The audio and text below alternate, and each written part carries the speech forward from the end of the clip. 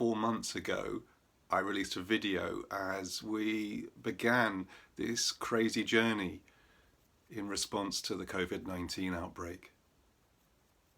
About a week after releasing that video, we called together the home group leaders for a meeting on Zoom, the first of many Zoom meetings. And at that meeting, we asked them to step up, to look out for the church, to increase their care and their oversight of the church. And they've done an absolutely fantastic job. And I want to publicly thank every single one of them. I want to thank Kat and Andy. I want to thank Andrew and Jenny. I want to thank Martin, Danny and Maureen. I want to thank Matt, Claire and Paul, and Graham and Linda. I want to thank Liz and Dowie. I want to thank Martin, Andrea and Ruth. I want to thank Rob and Eileen and Lorna, George and Beth, Ian and Shelley, and to thank Andrew and Joy. I also want to thank Sarah and Naomi and Eileen as they've stepped up to oversee and to look after the home group leaders. Every single one of them are absolute superstars in what they've done, in the way they have looked after us as a church over these last 4 months.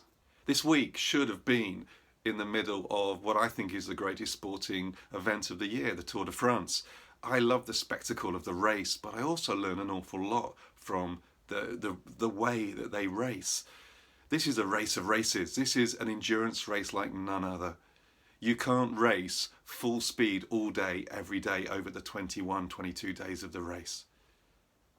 But that's where team comes in. And in the peloton, the group of riders, up to 180, 190 riders, there are times when individuals will lead from the front as they plough through the wind and bring support to those behind them.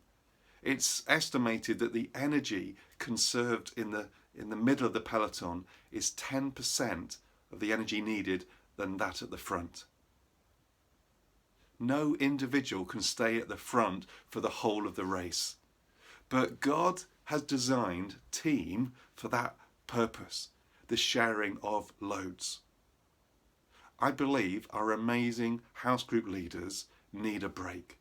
They need a time of rest, and that means others need to step up to take the lead. In the Bible, we often call this one anothering, the whole body caring for one another. Not just a few, but everyone caring for everyone's needs.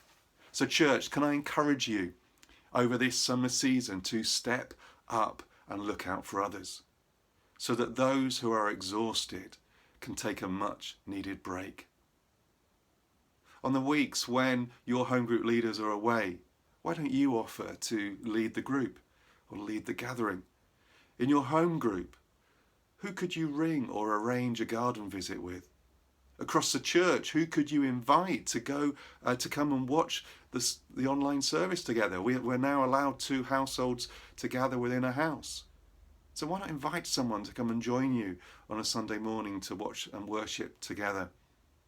Which family could you invite for a picnic or for a walk? Who is God putting on your heart to drop them an encouraging message or to phone them up and to cheer them up? It doesn't take much from each of us for the whole church to be covered and supported. So let me finish with these words that we heard so brilliantly in the family slot last week from Hebrews 12. And let us run with perseverance the race marked out for us, fixing our eyes on Jesus, the pioneer and perfecter of faith. For the joy set before him, he endured the cross, scorning its shame, and sat down at the right hand of the throne of God. Consider him who endured such opposition from sinners, so that you will not grow weary and lose heart. Let's keep pushing in, church. Let's keep looking out for each other, and let's give those who need a break the rest and the time that they need. May God give you everything you need, and may you respond to every nudge of the Holy Spirit to look out for the body over these summer months. Thank you, and see you soon.